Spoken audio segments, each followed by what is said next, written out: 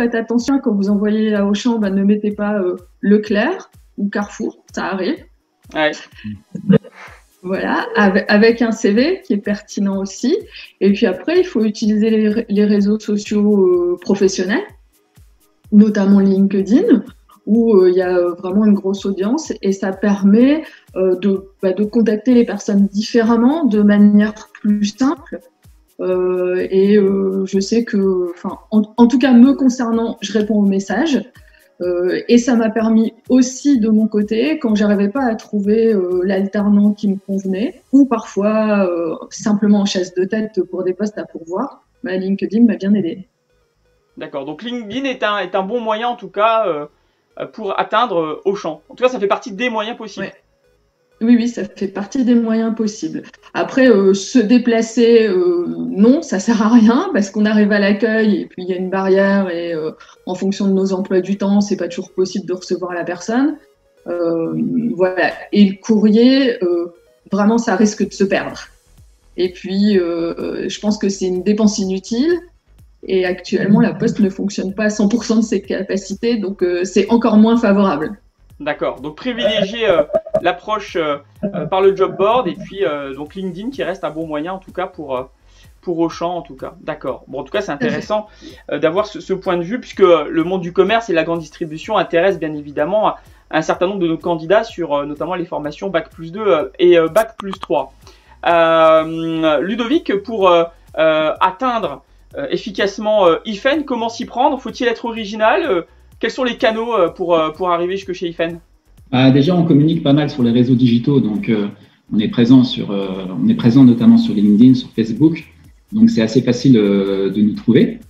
Par rapport aux statistiques aujourd'hui que je vois sur les promotions que je suis à l'IFA, à l'Institut français des affaires, à Metz, on a 20 à 25% des étudiants qui trouvent leur mission via LinkedIn. Donc LinkedIn, c'est vraiment un réseau social qui est pertinent, qui demande pas énormément de temps, passer quelques minutes par jour pour se connecter à des contacts pertinents. Et voilà, c'est une sorte de veille à faire sur la durée. Aller chercher 5 contacts par jour, c'est ce que je préconise souvent aux étudiants. On va dire 2-3 mois avant de démarrer son stage ou son alternance. C'est un réseau qui fonctionne assez bien. Ouais. Bon. Après, pour accrocher, en termes d'originalité, je pense qu'il faut insister aussi il faut vraiment humaniser sa candidature, personnaliser sa candidature pour se différencier des autres. C'est vraiment important de s'intéresser à l'entreprise dans laquelle je postule, quels sont les mots-clés de l'annonce, quelles sont les valeurs de l'entreprise, qui permet du coup derrière d'être plus pertinent, sans fausser les données. Mais voilà, si je vois qu'on parle dans l'annonce de l'entreprise, par exemple, de cohésion d'équipe, alors que moi, j'aime bien fonctionner en mode projet, ce serait dommage de ne pas mettre en avant dans ma candidature que j'aime travailler en mode collaboratif, sachant que c'est une valeur et un mot-clé important pour l'entreprise. D'accord, donc humaniser la candidature, essayer de se différencier. D'accord. Mickaël, pour Exco, parce que j'imagine qu'Exco est fortement sollicité par les candidats, probablement parce que il y a effectivement plusieurs alternants qui sont passés par cette société. Donc du coup, comment faire encore une fois pour atteindre les personnes qui sont en responsabilité sur le recrutement? Alors nous, on peut recevoir quelques contacts sur Facebook, LinkedIn aussi, mais on reçoit énormément de mails en direct. Je pense que les étudiants en fait vont sur l'annuaire de l'ordre des experts comptables et arrosent tous les experts comptables de la région, des fois même d'un coup. Il faut faire un peu attention à ça et faire un peu de messages personnalisés, parce que bonjour, virgule, on ne sait même pas à quelle entreprise, on ne sait pas si l'apprenti sait à qui il envoie en fait l'entreprise. Enfin bref, je pense qu'il faut un peu le personnaliser. À titre personnel, moi, je ne lis quasiment pas les lettres de motivation, parce que c'est toujours du copier-coller d'Internet sans saveur, donc je m'y intéresse pas trop. Voilà. Mais le mieux et le plus efficace, je trouve, en tout cas, c'est téléphoner en fait à l'endroit où on a envie d'aller à la rigueur et de prendre la température et de savoir à quelle personne on doit envoyer, parce que on reçoit énormément d'emails. Envoyer un email comme ça dans la nature, c'est bien beau, mais est-ce qu'il sera lu? Est-ce qu'on le verra? On reçoit tellement d'emails tous les jours que c'est devenu juste très compliqué. Donc, des fois, on peut revenir un peu au terre à terre et passer un petit coup de fil pour savoir est-ce qu'il y a de la place, à qui on peut envoyer le CV. Je trouve que ça permet de se démarquer un peu et se déplacer directement au cabinet. Toujours compliqué parce qu'on a des emplois du temps assez complexes et donc on est souvent en rendez-vous.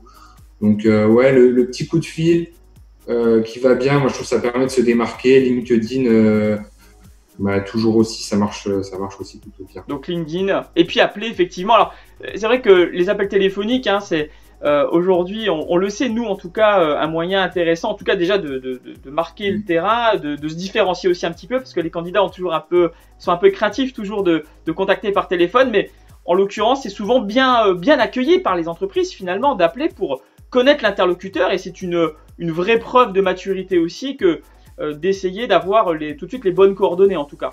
Alors c'est intéressant justement, je vais rebondir sur le sens de lecture, c'est-à-dire tu disais à l'instant, moi je dis la lettre de motivation, je la lis pas forcément, je m'intéresse beaucoup au CV. Alors justement, on le sait, les recruteurs accordent, alors vous allez me le dire, mais peut-être que quelques secondes ou quelques minutes à la lecture du CV, parce que vous en recevez beaucoup. Je voudrais avoir votre avis là-dessus et justement votre regard, où est-ce qu'il va s'arrêter justement sur le CV, Céline? Si on regarde les articles et les études, c'est moins d'1 minute par candidature. Le CV, moi je dirais de la cohérence. Après, pour un CV d'alternance, c'est un peu compliqué pour une candidature, pour un poste en CDI. Il y a des choses qui sont incontournables, la logique, qu'il n'y ait pas de trou, enfin ce genre de choses. Pour un alternant, évidemment, c'est pas les exigences ne sont pas les mêmes. Mais vraiment, le mot d'ordre, moi, je dirais la cohérence. Et puis, un CV qui colle par rapport au domaine recherché. Si on recherche dans un domaine très créatif, faire un CV super créatif, ça sera sympa, avec plein de couleurs, etc. Si on recherche dans un domaine qui est plus strict, plus cadré, il faudra un CV plus cadré, plus simple, plus sobre. Et souvent, la sobriété est quand même beaucoup plus efficace. Donc, rester sobre dans l'approche. Et alors, justement, est-ce qu'il y a une petite astuce à donner pour que le CV soit différenciant, justement? Mettre un titre. Ah, déjà, ouais. Bien signifier ce qu'on recherche. Ce qui est quand même la première approche. Et c'est quand même la base du marketing. Et donc, je voulais revenir à ce qui était notre dernière question avant, sur le fait de relancer ou de ne pas relancer le recruteur lorsqu'on envoie sa candidature pour une alternance. Et je vais laisser parler Céline. Sur la relance, moi je suis plutôt d'avis de relancer après l'entretien. Si le contact est bien passé et si on a donné envie à l'alternant de nous rejoindre. Avant l'entretien, après envoi de la candidature, ça ne fait que surcharger nos emplois du temps qui sont déjà hyper surchargés. Et puis on a parfois des processus de recrutement qui peuvent être un peu longs et durer dans le temps. Rien ne sert de relancer. Si on est parmi les premiers à avoir envoyé sa candidature, rien ne sert de relancer. On a compris ton message sur le fait qu'il ne faut pas surcharger effectivement les agendas qui sont très très chargés, surtout en cette période. Et j'imagine que cette période de crise impacte bien évidemment, IFEN également, Ludovic. De relancer, je rejoins ce que disait Céline. Relancer en fait juste après l'entretien. Pour moi, en fait, c'est pas forcément utile, surtout si le processus de recrutement n'est pas fini. Il vaut mieux ne pas harceler entre guillemets l'employeur, avoir des informations sur quand se termine le processus de recrutement, et puis relancer l'employeur au bon moment. Généralement, on conseille plutôt de relancer 2 à 3 semaines après avoir envoyé sa candidature, lorsqu'on sait que voilà le processus de recrutement est en cours et lancé, quoi. En fait, il faut ni être dans la passivité, ni être dans la surréactivité. Faut être un peu à l'écoute du client et de son processus de recrutement. Et surtout en cette période où les délais vont peut-être être un peu plus longs. Oui, c'est ça. Les délais, ça manque un peu de visibilité en ce moment. Moi, j'aimais bien ce que disait Mickaël tout à l'heure quand il disait que pouvait être intéressant de passer un coup de fil lorsqu'on va avoir des renseignements sur la personne à qui on veut envoyer sa candidature, quelle est la personne à qui on peut envoyer notre candidature. Faut pas hésiter de me poser des questions sur en fait les délais, le processus de recrutement, quand est-ce qu'il doit se terminer. Voilà, ça permet d'être plus pertinent dans ces relances. Bon, très bien. Un bon conseil que j'espère sera entendu par nos auditeurs. Mickaël, chez Exco, est-ce que il faut relancer? Alors pareil que mes camarades, il faut pas relancer trop tôt, voilà, parce que on a tous des emplois du temps chargés. Il faut attendre un petit peu, voilà, à partir du moment où on l'a envoyé, son CV, on peut attendre 2 à 3 semaines. Je suis d'accord avec Ludovic, passer un petit coup de fil, mais voilà, il faut vraiment rappeler les entreprises sur lesquelles on a ciblé. Si on a arrosé tout le monde, pas trop d'intérêt. Voilà, attendre le bon moment opportun. On sait quand est-ce que les campagnes se font, donc pas aller trop vite non plus. D'accord, pas aller trop vite également. Alors, on a décidé ou pas de relancer le recruteur parce qu'on est impatient, parce qu'on veut vraiment venir travailler chez vous. Et là vient le moment où le téléphone sonne chez le candidat. Et oui, vous avez en tout cas marqué de l'intérêt pour sa candidature. Donc il va y avoir donc un échange téléphonique. Sur ce premier échange téléphonique, qu'est-ce qui va se passer, Céline, chez Auchan? Au préalable de ce qui va se passer, moi j'ai 2-3 petits conseils. Je mets en garde les candidats contre les annonces de messagerie un peu originales ou farfelues. Ça, c'est bien pour les copains. Mais quand on recherche une entreprise, il faut qu'on démontre qu'on est professionnel. Donc, de la même manière qu'on se crée une adresse mail professionnelle, on fait attention à son annonce de messagerie. Très bon conseil, ouais. Et puis, on se souvient des entreprises auxquelles on a envoyé des candidatures, que rien de plus déplaisant que d'appeler des gens et qu'ils vous fassent répéter 3 fois le nom de votre entreprise en se demandant s'ils avaient bien envoyé une candidature. Je caricature un peu, mais un tout petit peu. On l'entend, hein, je suis en phase avec toi, ouais. Ah ouais. Voilà, et puis ensuite, il faut être sur le coup. Il faut, alors c'est souvent perturbant parce que quand on décroche, on ne sait pas qui est au bout du fil. Et nous, en tant que recruteur, on est prêt. On a le CV, on a la lettre de motivation et on a l'habitude. On a quelques questions qu'on pose sur les dates de disponibilité, sur un certain nombre de choses. Donc ça demande un peu d'agilité et de réactivité aux candidats. Mais là aussi, surtout pour une recherche d'alternance, il faut montrer qu'on est pro, qu'on est là, qu'on est à ces dossiers. Et puis juste le petit conseil de la fin, je dis qu'il ne faut pas hésiter à sourire au téléphone parce que ça s'entend et c'est toujours plus agréable. Bon, alors je rebondis là-dessus parce que c'est vrai que dans, j'imagine, la culture Auchan, le sourire est important, le sourire au client et donc forcément le sourire au téléphone. En tout cas, le contact, la facilité du contact et la facilité de l'échange, c'est important. Bon, en tout cas, j'espère que le message sera entendu parce qu'effectivement, on l'entend souvent auprès des recruteurs sur le message la messagerie téléphonique, le répondeur, sur le fait de savoir qu'on a bien candidaté dans l'entreprise et qu'il faut donc se rappeler aussi de ces candidatures. C'est bien évidemment la moindre des choses. Ludovic, eu égard aussi avec la casquette de formateur en la matière, qu'est-ce qu'on peut dire justement sur ce premier échange téléphonique avec l'employeur?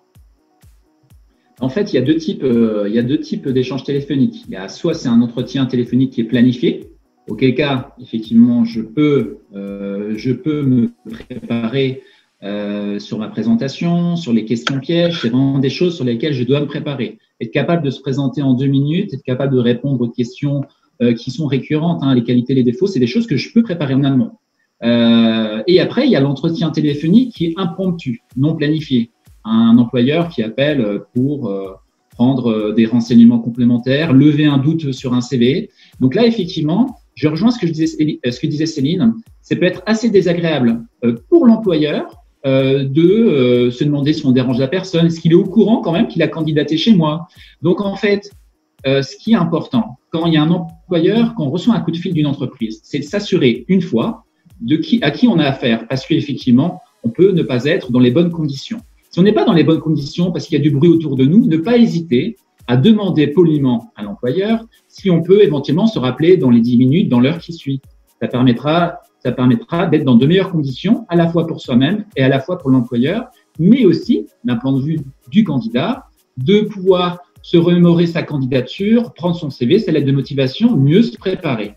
Et donc, ne pas hésiter de mon point de vue, à demander à pouvoir, si on n'est pas dans les bonnes conditions, se rappeler à une heure fixée. D'accord. Donc, oser en tout cas dire, écoutez, c'est pas le bon moment. Oui. Je suis sur mon lieu de stage, je peux pas vous répondre. Non, mais si on n'est pas dans les bonnes conditions pour le recruteur et pour la personne qui postule, c'est pas simple si on s'entend pas. Donc moi, si moi j'ai quelqu'un au téléphone que je lui parle, je comprends qu'il n'entend pas, qu'il entend la moitié des mots que je lui dis, etc. Il sait même pas à qui il a affaire. Je préfère qu'on se rappelle dans des bonnes conditions. Bon. Donc c'est ce que je dis souvent aux élèves, aux stagiaires, à ceux qui postulent pour l'alternance. Si on vous appelle sur un dossier pour lequel vous avez candidaté, si c'est impromptu et non planifié, vous n'êtes pas obligé forcément d'être à votre bureau à attendre le coup de fil. Donc, vous pouvez être dans la rue, avoir du bruit autour de vous, ne pas hésiter à demander si possible, est-ce que c'est possible que je vous rappelle ou que vous me rappeliez dans une heure parce que là, je suis pas dans, voilà, j'ai un peu de bruit autour de moi. Ça, c'est du savoir-être aussi et ça permet pour le candidat de reprendre un peu la main et de mieux se préparer.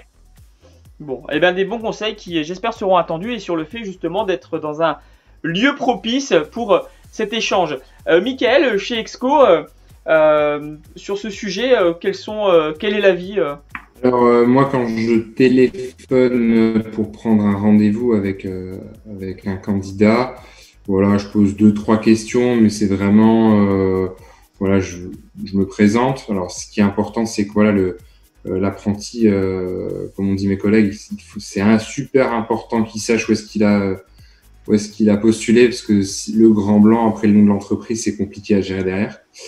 Et sinon, voilà, je prends juste 2-3 infos. Et ce qui est important, c'est de montrer on est capable de se rendre disponible pour passer un entretien, parce que forcément, quand on est étudiant, on a peut-être plus de possibilités de se rendre disponible qu'un professionnel.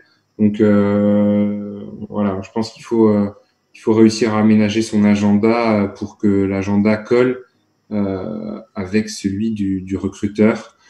Voilà, après être courtois, sympa, enfin voilà, et rien de plus. Moi, je fais pas d'entretien téléphonique, je préfère voir les gens en direct au bureau. Et rencontrer directement. Alors justement, ouais, la passerelle est toute trouée vers probablement ce qui sera notre avant-dernier sujet sur une question assez binaire. Est-ce que vous êtes plus savoir-être ou savoir-faire dans le cadre d'un recrutement d'un alternant? Et je passe la parole à Céline. Pour un alternant, plutôt savoir-faire, plutôt savoir-être, pardon, puisque le savoir-faire, il est en train de l'acquérir et on va l'aider à l'acquérir. On ne lui demande pas d'être le pro du métier parce qu'on va le former. Maintenant, il faut qu'il ait, alors on parlait tout à l'heure de soft skills, bah c'est exactement ça, hein, un certain nombre de savoir-être, l'esprit d'équipe, l'ouverture aux autres, l'ouverture au monde, la curiosité, la capacité d'adaptation, on en a parlé aussi tout à l'heure. C'était très important avant, mais je pense qu'aujourd'hui, demain, c'est encore plus important. La créativité, puisque souvent, on accueille des apprentis aussi pour cet apport et ce regard nouveau qu'ils peuvent amener dans nos équipes et dans nos entreprises. Évidemment, la motivation. Ça paraît un peu bateau, mais il faut aussi cette motivation. Et puis l'envie d'apprendre. Ouais. Donc plutôt savoir-être avant le savoir-faire. Oui, D'accord. tout à fait. Ludovic, pareil, pour un alternant, est-ce que tu es plus savoir-faire ou savoir-être? Effectivement, je rejoins Céline, plutôt savoir-être. Sur le savoir-faire, et ce qui me paraît intéressant, important, c'est sur un entretien d'être capable de donner des exemples concrets sur des réalisations qu'on a pu faire. Si je postule pour faire une alternance dans le milieu du marketing commercial, et si sur certaines expériences précédentes, j'ai réalisé la mise en place d'un nouveau produit, si j'ai contribué au développement du chiffre d'affaires, ne pas hésiter en fait à donner des exemples concrets pour que le recruteur puisse visualiser et que ce ne soit pas trop général. Ça me semble important, ça d'un point de vue du candidat pour l'alternance, s'il a eu l'expérience au préalable. Sur le savoir-être, effectivement, tout ce qu'a dit Céline me paraît tout à fait juste. Important de bien connaître l'entreprise, de ne pas couper la parole, d'écouter. Bien voilà, nous arrivons à la fin donc, de cette interview Parole d'expert en présence de Céline Hennen, responsable ressources humaines de chez Auchan, Ludovic Depp, dirigeant de la société IFEN et Michael Pezzi, expert comptable du cabinet Exco Ames. Merci encore pour vos conseils avisés. Nous espérons bien évidemment que les personnes qui nous ont suivis ce jour appliqueront vos conseils et nous restons bien sûr connectés avec vous sur le site internet de l'IFA, ifa-formation.fr ou sur cette même page Facebook via Messenger. À très bientôt!